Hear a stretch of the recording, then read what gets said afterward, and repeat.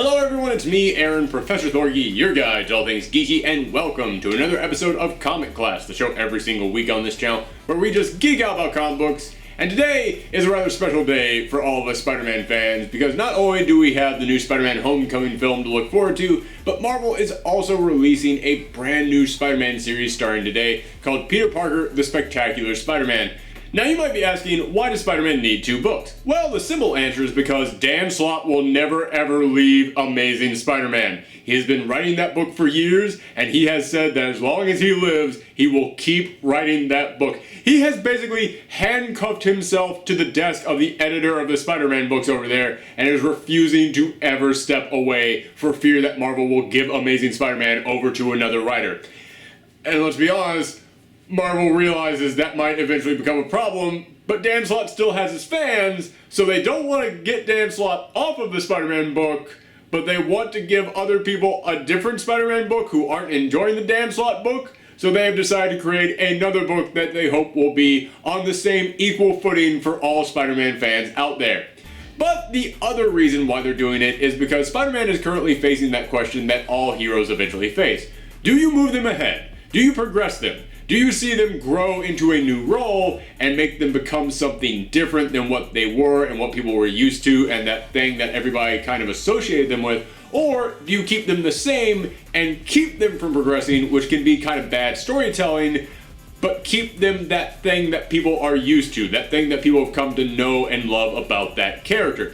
Now, there are many examples out there of how you can progress a character and also keep them the thing that everybody loved out there. However, as I mentioned, the Dan Slott series has totally changed Spider-Man, and a lot of Spider-Man fans are weirded out by it. I guess that's the best way to put it. It's not necessarily that we have a problem with it, it's just odd. Just very odd. For anybody who doesn't know what I'm talking about, Spider-Man was always kind of the average guy. He was very smart. He was above average in intelligence, however, he was always meant to be the regular Joe. He was that guy who didn't have the big fancy secret base, he didn't have the big superpowers, he was that guy who was just trying to pay his rent and try and fight crime however he could with whatever powers he had. However, Dan Slott decided that Spider-Man was wasting his potential, so under his writing, Peter Parker is now the head of Parker Industries, one of the biggest companies in the world, and he's got all these spider-themed planes and cars that he's using to go all around the world like some kind of an arachnid-powered James Bond. And I know some people enjoy it, because some people have looked at it and been like, well, yeah, you know, Spider-Man was always smart and was never really living up to that potential. He was a guy who could have been one of the big brains in the Marvel Universe, he just never really worked towards that. So I can understand that, but at the same time, yeah, Spider-Man isn't Tony Stark, he's not the type of guy who'd be running his own company, and again, it is really kind of James Bondsy to have him going around the world in special cars with all these special gadgets, and he's even hanging out with S.H.I.E.L.D., like members of S.H.I.E.L.D. have become his regular supporting cast. It's kind of odd. It just doesn't feel like Spider-Man anymore. Like, this just doesn't feel like Peter Parker. Plus, even beyond that, I've never made this a secret, even beyond making him a James Bond, Tony Stark character, I've had problems with Dan Slott's run on Spider-Man since the very beginning. And a lot of that has to come from, I don't like the way that he writes Peter Parker, because Peter Parker, yeah, as I said, he's kind of the average Joe, but he's an average Joe who's constantly down on his luck, but it's never really his fault. It's always just kind of like, oh man, he's just a guy who life is just constantly beating down, but he's a guy who works hard, and he's smart, and he's going to try and rise above all of that. That's the thing that we always liked about Peter Parker. That's what always drew people to Peter Parker. However, Dan Slott looked at it as like, yeah, he's a guy who's constantly down on his luck, because he's kind of a dope. He's kind of an idiot. And I don't mean intellectually he's an idiot. I mean, like, he just makes Peter Parker a complete screw-up in his book. Like, there are moments in which he has to give a big press conference and he'll forget how to tie a tie. He'll forget to zip up his pants. And it's like, Peter Parker is the kind of guy who would have to give a big press conference and then something would go wrong during that. Something that someone else did that he couldn't have expected or planned for, and that would get him in trouble and make him look like an idiot. He's not the kind of guy who would screw up something as simple as forgetting to zip up his pants. That's the kind of thing that a clown would do, and that's been my problem with Dan Slott's run on this book.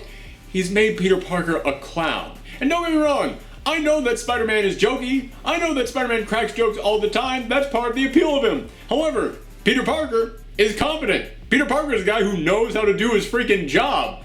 That is always the kind of thing that made me like Peter Parker. So yes, as I said, they wanted to create another Spider-Man book because they realized that Dan Slott would never leave that book, and they realized some people were getting tired of Dan Slott in that book, so they wanted to give all those fans another option out there. But also, they just wanted to create a Spider-Man book for all the people out there who just wanted the friendly neighborhood Spider-Man. For all the people who didn't want the Tony Stark, James Bond Spider-Man, they just wanted the book for that Spider-Man who protected Queens, who protected Manhattan. Just that guy who swung around and stopped his regular rogues gallery of villains. And this new series, Peter Parker, the Spectacular Spider-Man, is being written by Chip Zdarsky. And I gotta say, that's an interesting choice. Because on the one hand, it's a perfect fit because Chip Zdarsky is known for his sense of humor, and if you're going to write Spider-Man, you need a sense of humor. But he can also write characters with depth. I mean, he actually provided a lot of dimensions to Howard the Duck out of all characters in his last run on that series. So yeah, it seems like he'd be great on a Spider-Man book. But at the same time, Chip Zdarsky, even before he got this gig, had gone on record as saying, yeah, I kind of hate Spider-Man. I think that character sucks. I think all he does is just stand around and whine about his Uncle Ben all the time. That's interesting. That's intriguing that Marvel listened to him say stuff like that. I was like, yeah, put him on Spider-Man. But at the same time, there are many examples from television and movies and comics of someone saying, yeah, I hate this character, being given that character because they wanted them to do something different with them, and then they would come in and basically kind of fix that character, like address all the problems that they would have with that character and actually do a wonderful run on that character. So I kind of have to applaud Marvel for taking a big freaking risk on this one. And so far, just talking about this first issue, I think it's kind of paying off. Now, I know a lot of my fans out there have never read Spider-Man before the Dan Slott run because, as I said, Dan Slott has been writing that book forever at this point. Like, it's really shocking to me, as somebody who grew up loving Spider-Man, to think, oh yeah, this Spider-Man that I haven't exactly been a fan of has probably existed for an entire generation for many fans out there. There's an entire age range of comic book fans out there who never knew Spider-Man before this Spider-Man, and reading this, yeah, it kind of feels like what Spider-Man was like back before Dan Slott got a hold of him. And what I mean by that is that in this issue, you see Spider-Man not only swinging around New York, so it's like, oh, okay, I missed that. That feels fun again. But also, he writes Peter Parker human.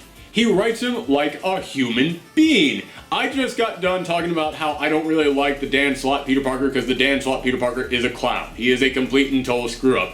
Yes, Peter Parker, he was a guy who would screw things up every now and again, but it's because he just didn't know better, but be the kind of thing that you could picture the average person out there not knowing better about. And they have the perfect example of that in here when he goes in and he saves this woman from getting mugged. And the woman just goes, hey, listen, I'm new in the city. I don't really know anybody. Would you like to go out? And so she just gives him his card. Yeah, this woman just asked Spider-Man out on a date. Not Peter Parker, just Spider-Man, which is going to be an interesting situation. Like, Peter Parker actually sits around, like, thinking about, oh, should I do this? She asked Spider-Man out. This has never really happened before. So I actually think that could be a really interesting thing to have happen to him. We've never seen that actually happen in the comics before. So that's a brand new idea. But what I mean when I say he has Peter Parker screw things up in the way that you could see the average person screwing things up, is that 8 hours later, he's thinking, oh yeah, I haven't called her back yet. Should I do that? 8 hours, is that enough time? And then they actually have like a little blurb come up from the editor that says, that is not enough time. And then he goes, all right, should I call her or text her? I should probably call her. Then another blurb from the editor comes up and goes, always text. And I'm like, that is the kind of thing that I can see an average person screwing up because they don't know better. They call too early after getting the card, and they call instead of texting. I can totally see Peter Parker doing that. That is how you write Peter Parker screwing up in a way that you can understand. But I also like that they have him just getting asked out by this random person and him actually following up on that and him actually continuing this. Not because it's like, okay, that's a new thing that we haven't seen, but also it's because in the Dan Slott run, Peter Parker has kind of lost that human interaction with other people. Like he would have it. There would be issues where you could point to it and go, see, that was a nice bonding moment between him and another person. That's great. But yeah, it'd be like things where you could point out examples. It's not really something that you could just pick up a random issue and see it in there. In this one, you actually really do get that sense that Peter Parker is just a human being. He is connecting with other human beings. He exists among other human beings. And what I mean by that is that this issue starts off with him just having lunch with Johnny Storm, the Human Torch. And I love that. The friendship between Spider-Man and the Human Torch was always one of my favorite friendships in all of comics, and it's one that so many people forget. So many people never ever bring that up. And I don't say like you have to bring that up every time that you write Spider-Man, but it's like if you write Spider-Man for like 5-6 years and you never once just have him hanging out with one of his best friends, that's kind of weird. So I love that they just started off right there with that, but also they're not sitting around just talking about superhero stuff. They're just talking about their day-to-day stuff. They're just talking about Peter Parker just feeling like he's overwhelmed having to run this company, and he doesn't just get to be Peter Parker anymore. And Johnny Storm is just messing with him like Johnny Storm does. Like, this feels like human beings interacting with each other. Another thing that I kind of feel has been lost from the Dan Slott run. Because as I said, there's nice moments of Peter bonding with people, but always kind of being like a mentor moment, like one of those knight in shining armor moments where he comes in and is like, I'm going to give you this really good speech that's going to lift you up. Or it would just be people kind of picking on Peter Parker and him just being there like, you know, whatever. This actually has the two of them like going back and forth at each other like friends would. I love that. That was great to see. And another great example of this is that he runs into Ant-Man, which, by the way, I had never thought about until this point, but Chip Zdarsky would be amazing on a Scott Lang Ant-Man book. Marvel, think about that. But he runs into Ant-Man and he's like, oh yeah, my helmet's acting up a little bit. I'm just going to go with the Mason and have this fixed. And he's like, what's the Mason? It's like, you don't know?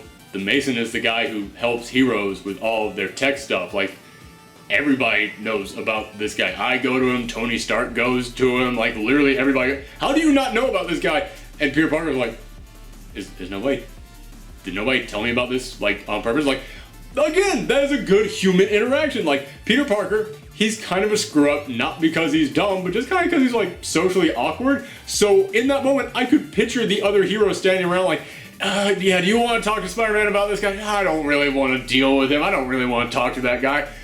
Again, that's a great dynamic between him and all the other heroes. He didn't even have to write all the other heroes and show their interactions with him. You instantly got that feeling that that's how those interactions would go. And also, I can't help but kind of laugh at the way that Ant-Man is interacting with him, because as I said, it's so odd for me to think that Chip Zdarsky is writing this book because Chip Zdarsky has come out and said he does not like Spider-Man. Yeah, I think he's kind of writing the other heroes like himself. It's like, yeah, this is kind of the way that everybody views him. It's like, he is kind of addressing the problems that he has with Spider-Man by having the other heroes address that with him. In fact, this issue starts off, like I said, it starts off with him having lunch with the Human Torch, but it starts off with Peter Parker recapping his whole origin story, and it's like, and then my Uncle Ben died, and I learned that with great power comes, and the Human Torch is just like, oh my god! Oh, dude, I can't do this anymore. I've heard it already. It's like, yeah, alright, listen, I love Spider-Man, but it's kind of funny to see other people out there being like, dude, we know your origin. Which I also feel is kind of like a metaphor for Marvel's view of all the Sony films. It's like, dude, everybody knows how Spider-Man got his powers by now. We're not recapping the origin story again. But as I said, Ant-Man needs help going to this guy called the Mason, and the Mason is this brand new character, but I love the idea behind this character. As I said, he is a guy who basically just helps all these heroes with their tech stuff, and they say that he is the brother of this character, the Tinkerer. Now, the Tinkerer is this villain who helps all the villains with their high-tech stuff. Like, whenever you wonder, hey, how did all these villains get all these big fancy weapons? Yeah, it's this little old man in a tiny shop out in Manhattan who's just doing all this in his basement. There's this little old man, they bring him their suits, and he fixes them up for them so that they can go out there and commit crimes, and then he gets a little off the top of it.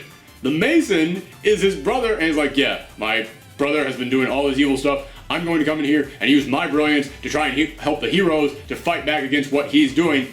That's an awesome idea. That's the kind of thing that I never really thought of. I love whenever people come in here and try and create, like, characters that fill in the gaps of these characters. Like, The Night Nurse is a perfect example. Like, where do the heroes go when they get all bruised and beaten up and they can't go to the hospital? The Night Nurse, she takes care of them. Or there have been many stories out there about different tailors who make the suits for these characters.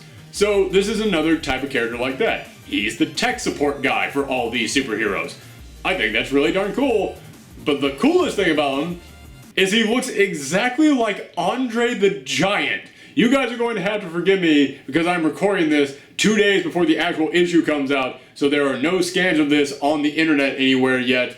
But trust me, he looks exactly like Andre the Giant. Like, he's a foot taller than anybody else, got the big curly black fro, and he's even got kind of like the face like him. He's not as big and buff as Andre the Giant was, but aside from that, he looks exactly like Andre the Giant. The big, brilliant guy who helps all the heroes with their tech is Andre the Giant. I can't help but smile at that. But from there, they introduce a couple of old characters from the Dan Slott run that Dan Slott has kind of forgotten about, which is nice to see them coming back. Spider-Man goes out on another adventure. But then at the end of this, Johnny Storm, who got stuck up for a movie night with Peter, he's there at his apartment, and this woman shows up, and she says that she is Peter Parker's sister. Now, I love that they're doing this, because a lot of people are going to be very confused about what this could possibly mean.